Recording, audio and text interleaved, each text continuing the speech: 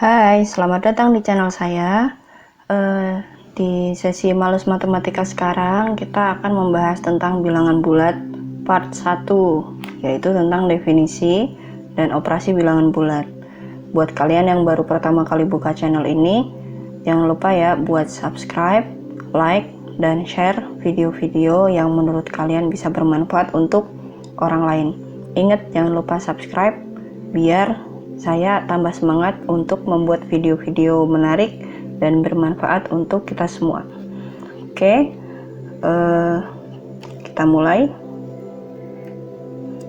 Materinya ini untuk kelas 7. Nah, sebelum kita masuk ke materi, kita coba cari dulu nih. Saya mau kasih gambaran aktivitas atau penerapan untuk materi bilangan bulat itu di apa aja sih. Jadi kadang ada yang nanya, matematika buat apa sih gitu. Padahal di sekitar kita atau bahkan di hal yang menurut kita itu biasa aja, itu sebenarnya menggunakan matematika. Contohnya nih, pas kita ngatur ulang handphone atau komputer, biasanya kita ngatur waktu. Kalau di wilayah Indonesia, daerah Jakarta itu GMT plus 7 atau GMT plus 8 kalau kita di Bali gitu kan. Nah, itu maksudnya apa gitu kan. Sebenarnya itu tuh dari pembagian zona waktu dunia atau GMT. Dasarnya dari mana? Dasarnya itu GMT bujur 0 derajat itu, garis bujur 0 derajat itu ada di kota Greenwich di Inggris gitu. Patokannya di situ. Nah, ketika di sebelah kanannya atau di sebelah timurnya, maka tiap 15 derajat itu akan ada perbedaan waktu 1 jam. Makin ke kanan, makin ke timur, makanya disebut bujur timur. Kalau ke kiri, ke barat, berarti namanya bujur barat. Nah, tiap 15 derajat dari kota Greenwich itu, dari kalau kita lihat di globe, itu perbedaan waktunya ada 1 jam, gitu. Kalau ke timur berarti bertambah 1 jam, kalau ke kiri berarti berkurang 1 jam. Nah, kalau ini saya perbesar seperti ini, 0 derajat. Di 0 ini adalah di kota Greenwich. Nah, makin ke kanan makin bertambah, makin ke kiri makin berkurang. Bertambah apanya? Bertambah jamnya. Jadi kalau misalkan di Greenwich sekarang jam 00 atau jam 12 malam nih. Nah, di Papua berarti jam berapa? Kalau kita lihat di Papua itu kan di GMT plus 9 gitu kan. Berarti jam 9 jam lebih cepat dari kota Greenwich, atau jam 9 pagi misalkan. Atau misalkan yang udah sering kita lihat sinetron di TV jam 18.00 WIB ya kan. Nah, 18.00 WIB berarti orang Bali nontonnya itu jam 8 gitu. Itu adalah contoh untuk penggunaan bilangan bulat yang sebenarnya biasa, tapi kita kadang nggak sadar gitu. Nah, untuk definisinya di bilangan bulat itu kita bisa lihat di garis bilangan. Bilangan bulat itu definisinya yang kumpulan bilangan yang terdiri dari bilangan bulat negatif, bilangan 0, dan bilangan bulat positif. Ingat, 0 itu nggak masuk ke positif ya, 0 itu sendiri, dia bilangan 0 gitu. Jadi kalau misalkan ada yang bilang bilangan bulat, yaitu bisa negatif, bisa 0, bisa positif gitu. Terus kalau kita perhatikan di garis bilangan, makin dia ke kanan, kalau dari 0 nih, makin dia ke kanan, oh nilainya makin besar.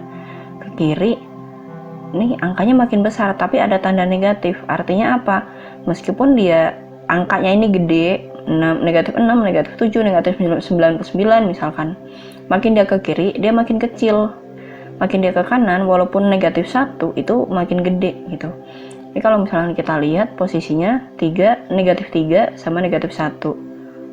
Negatif 3 itu ada di sebelah kirinya negatif 1. Berarti dia lebih kecil dari negatif 1 posisinya. Gitu. Jadi yang diingat-ingat, kalau negatif makin angkanya gede, itu makin kecil nilainya gitu. Nah, ini definisinya yang tadi saya jelasin. Kemudian kalau misalkan di SD itu kita baru mengenal bilangan ganjil, bilangan genap, bilangan prima gitu. masih dikit kan. Sebenarnya bilangan itu macam-macamnya banyak banget. Nah, dari bilangan bulat itu setidaknya kita bisa rinci lagi ke dalam beberapa jenis bilangan. Yang pertama, bilangan cacah. Bilangan cacah itu bilangan yang mulai dari 0. Jadi 0, 1, 2, 3, 4 dan seterusnya. Negatifnya nggak ikut. Nah, kalau bilangan asli itu bilangan positif yang mulainya dari 1, 2, 3, 4 dan seterusnya. Nah, hati-hati nih, antara cacah sama asli itu sering kebalik gitu. Nah, bilangan genap kita udah tahu ya, genap sama ganjil bedanya apa. Kalau genap itu yang habis dibagi 2, kalau yang ganjil itu yang nggak habis dibagi 2 gitu. Nanti di pola bilangan bentuk umumnya beda lagi. Kita akan pelajari di sana di kelas 9, materi kelas 9. Materi kelas 8. Kemudian bilangan prima itu bilangan asli yang hanya habis dibagi oleh bilangan 1 dan bilangannya sendiri. Jadi bilangan prima itu harus punya 2 faktor. Jadi kalau kamu belajar tentang faktoran bilangan, faktorisasi bilangan prima itu faktornya harus 2, harus 1 dan bilangan itu sendiri. Makanya angka 1, bilangan 1 itu gak masuk ke bilangan prima, mulainya dari 2. Karena kalau 1 itu cuman punya 1 faktor gitu. Kemudian kita akan ke mengurutkan bilangan bulat. Nah, ini yang saya jelasin tadi. Kalau kita di garis bilangan, makin ke kanan itu nilainya makin besar, makin ke kiri makin kecil. Ini walaupun cuman di positif, tapi sebenarnya juga berlaku di negatif juga. Nah, pada garis bilangan, misalkan nih kita ada angka 285901774. Nah, kalau misalnya kita mau ngurutin dari yang terkecil ke terbesar, berarti kita tinggal mengurutkan dari angka yang terkecil aja. Karena ini yang pertama dilihat itu kalau ngurutin bilangan adalah apakah ada bilangan negatif atau tidak. Kalau tidak ada bilangan negatif, berarti kita tinggal mengurutkan dari nilainya, apakah yang terkecil atau yang terbesar. Kalau yang terkecil berarti dari 0, 1, 2, 4 dan seterusnya. Nah, yang di contoh kedua, kita lihat hati-hati di sini ada bilangan negatif. Nah, bilangan negatif itu seperti tadi yang saya jelasin, kalau posisinya kalau dia angkanya makin besar, nilainya makin kecil. Jadi angka sama nilai itu beda ya. Kalau misalkan di sini ada negatif 14, negatif 5, negatif 17 nih yang negatif. Berarti kalau dia diurutkannya dari yang terbesar hingga yang terkecil, berarti yang terbesarnya mana? Yang terbesarnya negatif 5 kan? Nah, tapi sini juga ada positif juga. Oh, berarti kita ambilnya dari yang positif yang paling gede gitu. Jadi mulainya dari 8, 6, 0. Nah, habis 0 itu bukan negatif 17, tapi negatif 5. Karena posisinya negatif 5 itu lebih besar dari yang lain. Walaupun nilainya 5, karena dia lebih dekat dari 0 gitu. Itu baru negatif 14, kemudian negatif 17 gitu. Gampang kan? Jadi nggak malas lagi nih sama matematika. Terus membandingkan dua bilangan bulat. Seperti yang jelaskan tadi di atas, bahwa di garis bilangan itu kan kalau makin ke kanan makin besar, makin ke kiri makin kecil kan. Nah, selain untuk ngurutin, itu garis bilangan itu juga bisa untuk melihat posisi apakah dia lebih besar atau lebih kecil. Nah, nih contoh yang pertama, ada 2 dan 3. Kalau kita lihat di garis bilangan tadi, diinget-inget, atau kalau kamu lupa bisa dibuat lagi garis bilangannya. Posisi 2 itu pasti ada di sebelah kirinya 3. Berarti dia lebih kecil. Jadi 2 lebih kecil dari 3. Kecil besarnya itu kalau kadang kita suka kebalik ya, ini lebih kecil atau lebih besar gitu. Nah, posisinya ini kalau lebih besar itu pastinya kayak mau dicaplok gitu loh kalau mau makan. Jadi ngebukanya tuh lebar, itu berarti dia lebih besar. Kalau yang kecil, kalau yang kuncup itu berarti dia lebih kecil. Terus negatif 4 sama 5. Nah, kalau ada negatif positif enak lagi nih. Ya udah pasti negatifnya tuh lebih kecil. Kayak gini. Nah, kalau misalkan yang dua-duanya negatif, nah kita lihat nilai angkanya yang lebih besar mana. Angkanya lebih besar 6, berarti 6 itu karena negatif semua, berarti dia nilainya lebih kecil. berarti negatif 6 lebih kecil dari negatif 3. Kemudian 7 titik-titik negatif 8, ini sama, hanya posisinya aja dibalik. Kalau negatifnya di sebelah sini berarti 7-nya lebih besar, maka 7 lebih besar dari negatif 8. Nah, kalau mau coba video ini bisa kamu pause, yang soal ini bisa kamu coba. 1, 2, 3, cukup. Oke, kita lanjutkan.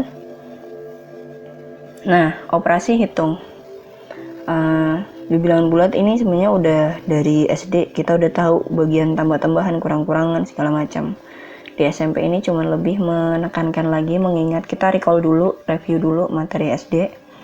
Nanti lebih dalam lagi di part 2 ada tentang sifat-sifat sifat-sifat operasi bilangan bulat gitu. Kita recall dulu operasi hitung penjumlahan bilangan bulat. Nah, kita lihat di sebelah kiri ada garis bilangan, kemudian ada penjumlahan 2 tambah 3 sama dengan 5. Kok bisa 5 tuh dari mana sih? Nah, karena 2, kita mulainya dari titik 0. Dari titik 0 ini kita berjalan ke kanan 2 langkah sampai di titik 2. Ditambah 3, tambah itu berarti ke kanan lagi 3 langkah.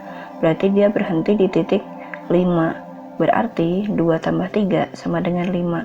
Ini berlaku ketika sama-sama positif. Gimana kalau ada negatifnya? Karena kita udah belajar bilangan bulat, ada bilangan negatif kan? Nah, kalau negatif kayak gini, negatif 2 tambah 5. Negatif 2 berarti dari 0, posisinya tetap dari 0 ya. 0 ke negatif 2 berarti berkurang ke kiri 2. Ditambah 5 berarti dari titik negatif 2 itu kita ke kanan 5 langkah. Kita akan berhenti di titik 3. Berarti negatif 2 ditambah 5 hasilnya adalah 3. Nah, kemudian kalau yang ini hampir sama ya, jadi tinggal dibalik. Ini ke kanan dulu 7 langkah, kemudian ke kiri 3 langkah. Nah, kalau yang sama-sama negatif berarti ini hati-hati, dari 0 kita ke kiri 4 langkah, kemudian ditambah negatif 3. Nah, harusnya kalau misalkan ditambahkan kita ke kanan kan. Tapi karena di sini di contoh yang tadi yang 2 terakhir ini, karena dia ada berlawanan tanda, jadi ditambah dengan bilangan yang berlawanan atau ditambah dengan negatif, maka dia berbalik arah gitu. Yang tadinya kalau kita nambah itu ke kanan jadi ke kiri gitu. Jadi kalau negatif 4 tambah negatif 3 itu jadinya adalah negatif 7 gitu. Gampang ya. Nah, kemudian kalau pengurangan itu sebenarnya hampir sama kayak penjumlahan. Jadi pengurangan itu nih misalkan bagian yang ini 6 kurangi 2 itu sama dengan penjumlahan 6 ditambah negatif 2 sebenarnya. Karena kalau kita lihat dari 6 kurang 2 ke kiri 2, ini kayak ditambah dengan bilangan yang sebaliknya gitu. Nah, panah ke kiri menunjukkan pengurangan oleh bilangan positif atau penjumlahan dengan bilangan negatif. Jadi kalau kurang, pengurangan dengan bilangan positif, artinya dia beda tanda gitu. Atau penjumlahan dengan bilangan negatif kayak yang tadi. Nah, perhatikan soal cerita berikut. Seorang penyelam amatir mula-mula berlatih menyelam di kedalaman 2 meter di bawah permukaan laut. Setelah merasa lancar menyelam di kedalaman 2 meter, kemudian dia turun lagi sampai ke kedalaman 5 meter di bawah permukaan laut. Berapa selisih kedalaman pada 2 kondisi tersebut? Nah, dari soal cerita di atas, kita bisa nulis gini. Di bawah permukaan laut itu berarti posisinya negatif. Karena kalau kita di bumi, ini udah terapan ya. Kalau kita di bumi, ketinggian atau kedalaman itu patokannya adalah rata-rata air laut. Jadi kalau misalkan, makanya kenapa ketinggian gunung misalkan DPL itu di atas permukaan laut maka dia positif. Kalau menyelam 5 meter, 10 meter, 20 meter, itu posisinya dia negatif gitu. Nah, berarti kalau dari cerita ini, karena dia menyelam di bawah permukaan laut, berarti kita menurutkannya adalah negatif 2, artinya dia 2 meter di bawah laut, kemudian turun lagi 5 meter, berarti karena turun berarti dikuranginya berapa? Negatif 5 gitu.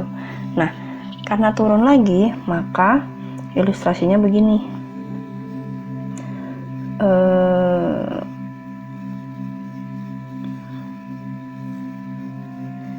Negatif 2 kemudian dikurangi negatif 5 sama dengan berhentinya di 3. Jadi selisihnya adalah 3 meter gitu. Nah, kemudian untuk perkalian bilangan bulat. Nah, kita contohnya ada resep obat Rumah Sakit Nusantara. Biasanya kalau kita lihat resep obat itu ada tulisan dosis obatnya ini harus diminum berapa kali gitu kan. Ada 3 kali 1, ada 3 kali 2, ada 2 kali 1 gitu, beda-beda. Nah, ini contohnya ada 3 kali 1. Nah, artinya apa? Artinya kita meminum obat itu 3 kali dalam 1 hari. Dengan kata lain, 3 kali sehari. Sama dengan 3 kali 1 hari. 3 kali 1 hari itu minumnya pagi 1, siang 1, sore 1. Nah, memperhatikan pola yang sama, maka kita simpulkan bahwa perkalian bilangan bulat adalah penjumlahan yang berulang dari sebuah bilangan yang sama.